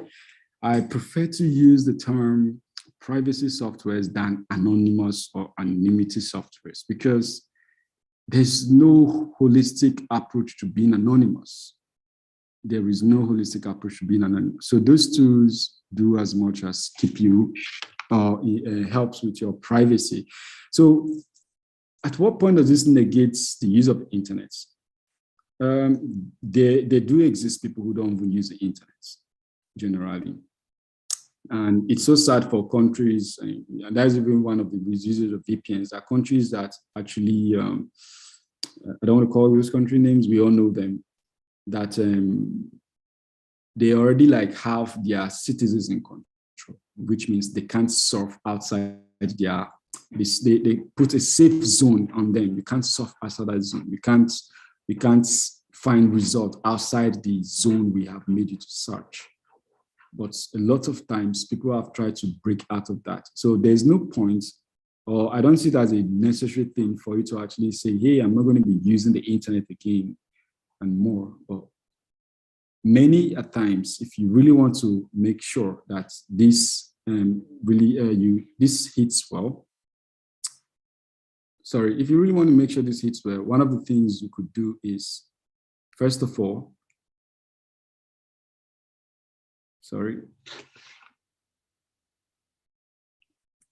So first of all, what we could do is, I usually do strongly, okay, let me break it down to you in list of devices, then softwares and tools you could use. First of all, if you have the phones, it's still very okay to use an iPhone, at least for the purpose of being on the internet. And once we think about the usage of iPhone doesn't force you to use Google products. You could decide to say, okay, I'm going to be starting afresh. I get myself an iPhone and I will refrain from using any Google applications on it, because Google are actually, I'm not even maxing my words, but they are one huge people that you can't run away from. They actually exploit data from whatever angles. We don't know what they use this data for. Many times they use it to craft coordinated ads to you and more. But that is by the way. So it's you could start by having a device that's at least is known for its security, refrain from using Google services. Now, bear in mind that there's absolutely no services that exist in the internet that doesn't have an alternative. Google is a search engine. Anytime hackers or people who are concerned about anonymity wants to use search engines, we all use DuckDuckGo, or we all use DuckDuckGo and many other things.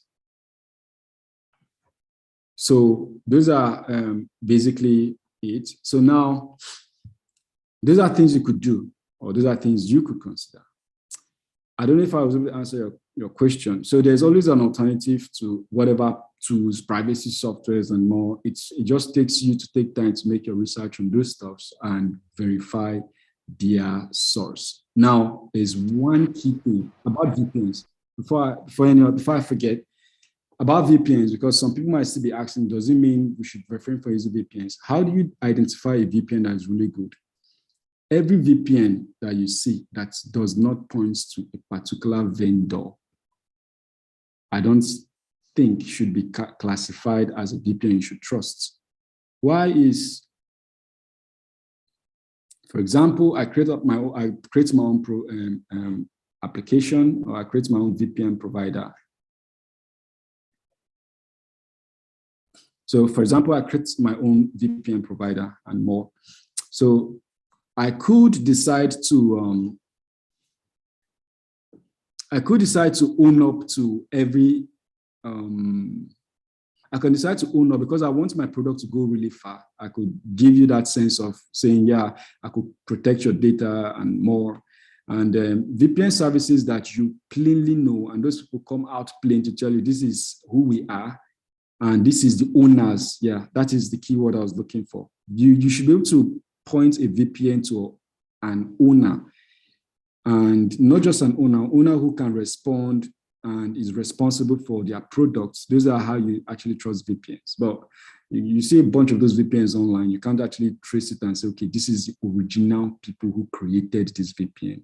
People, different companies over time keep buying VPNs from each other. I think one of the links I actually posted there, which contains how many and the 105 VPNs owned by 24 companies. You could go check that out, and you see and read a lot of leaked information about these VPN providers you use. Okay, you could, I think that should be it. I don't know if I did answer your questions of any sort. Oh, yeah. Yes, you addressed it comprehensively, as a matter of fact. And it's quite unfortunate that lots of people, especially the less tech-savvy ones, among our family members, find it kind of funny when you tell them things like, don't share data on social network, and they ask you, who I be? Who am I that I should be worried of people picking up my data, my pictures? Then let them pick now whatever they want to do with it. What would they do to me? And yet, my Korokoro eye, they hacked my wife's Facebook account on her birthday under 5 minutes, and the number of things they did with it was just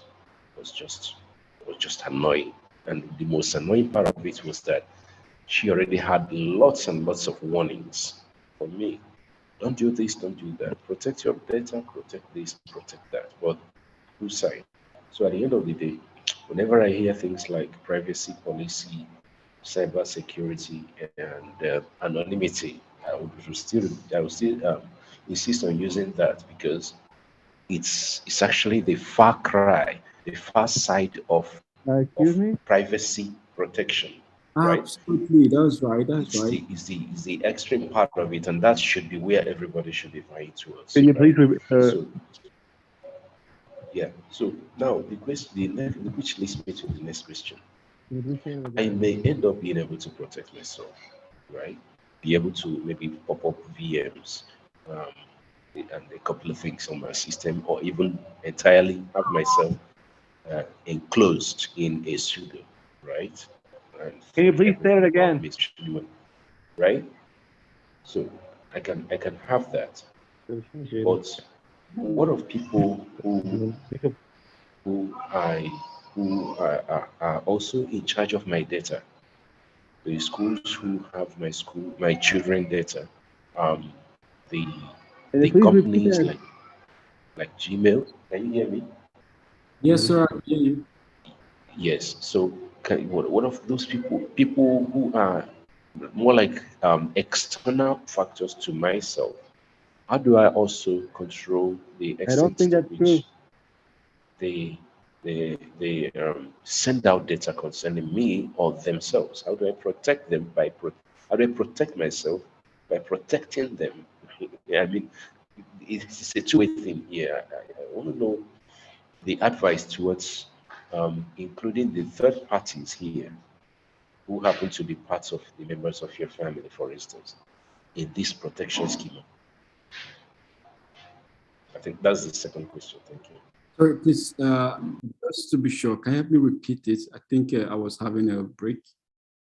I'm sorry. Okay, I said, okay, so the basic question, apart from every other thing, like in comprehension of everything that you have said, the basic question is, how do I protect myself from extended or third parties who also have access to my information undiluted, that can also send it out there unsecurely, right?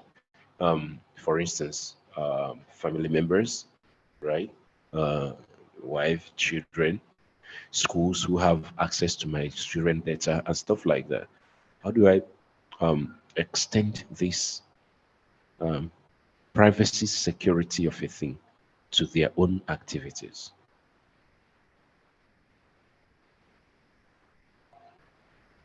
Wow, that's a huge question and very, very important. Very important question you've asked there. So your question is basically, how do you restrict or protect yourself from all those third parties like your friends, your family, who has your data from other companies to spook your data from their own devices? This is the reason why we hold things like this. We share the cyber news to make sure it reaches out to everyone, to make them aware of the privacy, their privacy. But how can you even protect yourself from such? This will be like, this might be actually sounding as though I'm actually countering a lot of stuff, but generally you really just want to have, that was what I meant by dividing your, the amount of information you give to one entity. It's obviously known and agreed that different people you've met so far in your life have different information about you. Somebody saves your number differently. Somebody saves your number in his phones differently. Somebody met in US can save it differently. Somebody met in a bar will save it differently and more. There are times where we even go out and somebody asks you, they ask you some questions in some areas you really don't want to talk about. You could give them fake information about that, and that's still fine. But here is the thing. By the time you have bits of your data online, and that's the reason why I mentioned pseudo-anonymous or pseudonymous or pseudonymosity. By the time you have bits of those information online, whoever is trying to collate your original data finds it extremely difficult because they have different data and they can't really say, oh, which one is which, especially when you have implemented your necessary digital footprinting to reduce, especially when you have implemented a reduction to your digital footprinting. So multiple of your data online makes it difficult because at this level, you can't stop people from having access to your data. But the first step, and that is what I love with what you do already, is restricting how much information people have about you already. Nobody is going to pick or steal up a picture of you. If you didn't post a picture, nobody is going to you or run person on you if you did not do something that actually calls into their interest. So these are how this whole thing looks like. So if you reduce the information you yourself place out there, it reduces the information that your friends, your family, or other people have about you. I've seen times where people are actually celebrating their birthdays and their friends are like, hey, I really don't have any pictures of you. I've met people who are really that secretive. And yeah, it's still natural because you never can tell what those data can be used for. Exactly. So that is how far I can say, though I don't know, many other people might have a different idea or answer to that. And they can add their views, and if anything pops up, I'll still let you know. You can ask your questions. Any other person? I don't know if I Thank you very much. Yes, thank you very much. I appreciate it. Okay. Welcome, sir. Okay. I guess that goes for all the questions. I don't know, somebody was trying to say something.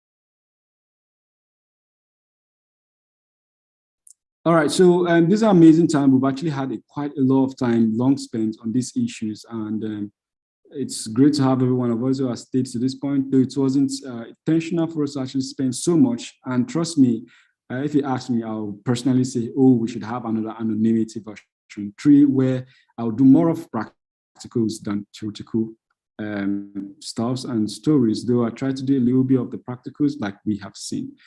But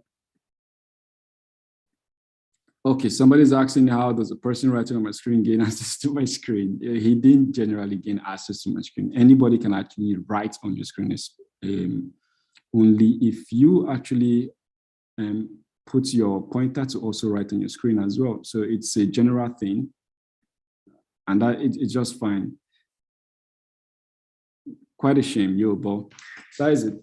So quite the lengthy time here, and I hope every one of us really got amazing new tips and new feedbacks about that. If you have any questions, you could hit me up to do more explanation, and that is, I'm easily found on LinkedIn, but I think I'll most likely still upload most of my slides on LinkedIn as well, just maybe like a portion of it, or maybe a link to my slide if that need be. And I want to use this time to really thank everyone who really did participate. And some of us were able to stay to the end because I think it was really that lengthy. And I think I'll want to still say shout outs to those guys who actually did the whole of the screening on the screen. They are really amazing, trying to restrict you from having this amazing webinar and amazing time.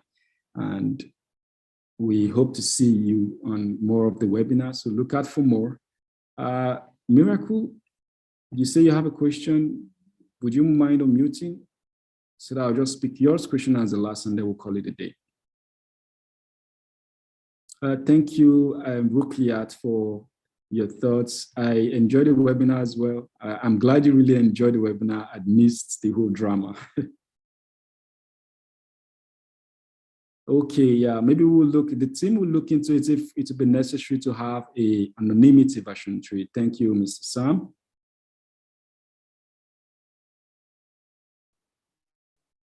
Okay, I'm waiting for Miracle. You have a question, Miracle, or you prefer to type it? Okay, good evening, sir. Good evening. I actually want to ask a question on about information. Like when I did my registered and I give out my information, I see the origin thing.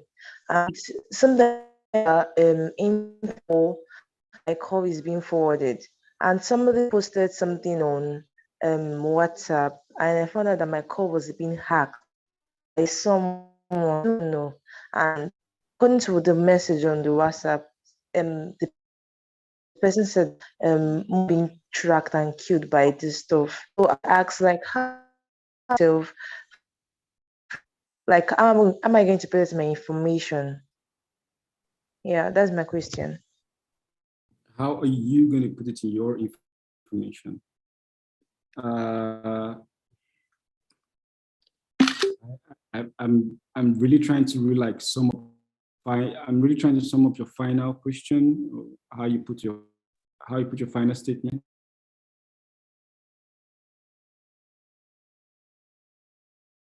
Should I repeat myself? Okay, I really did get the aspect of when you mentioned that there's this code that was lurking around the internet that you have to type it and then it checks if your call is being monitored and forwarded. Now, this was the reasons why I placed the different mentality. Yeah. Many of us are just really using the internet and nothing really bothers us, but you really don't know who's even putting tax on you. Sometimes it's not just to trace you, but to use you as a point to actually have access to other people. So imagine how weird and terrible to look if somebody was hurt through information that was gotten from you. So that's why starting first by making yourself secured is really key. And yes, it is very possible for people to actually do your call forwarding or forward your calls to strange numbers and more. Yes, I've seen times that has been pulled. I won't be giving examples, but yes, those are being pulled. And yeah, I think there's also a code you can use to take that out as well. And if also you feel really not satisfied with whatever code you've put there, because you need to be careful as well. Just that I really don't have. Ouch. Okay. So it's just that I really don't have those codes off heart, but maybe if I check, I should see it somewhere and probably find a way to send them. But notwithstanding, what I'm still trying to say is if you feel not satisfied with whatever code or measures you've taken, feel free to call your ISP and tell them they should help you with such code or check in their own system if your call is being forwarded and more. So that is one thing you could also do.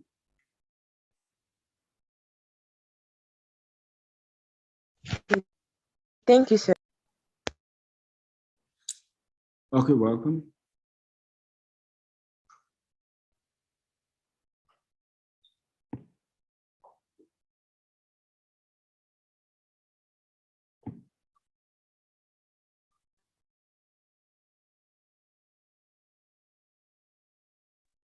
Okay.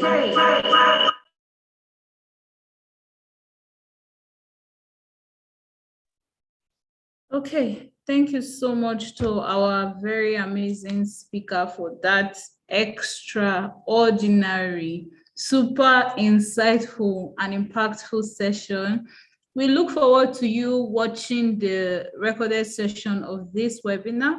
Feel free to access it on our CYSEC NG YouTube page, which is streaming live right now. So you can access it once the webinar is over and watch it over and over again till you are satisfied.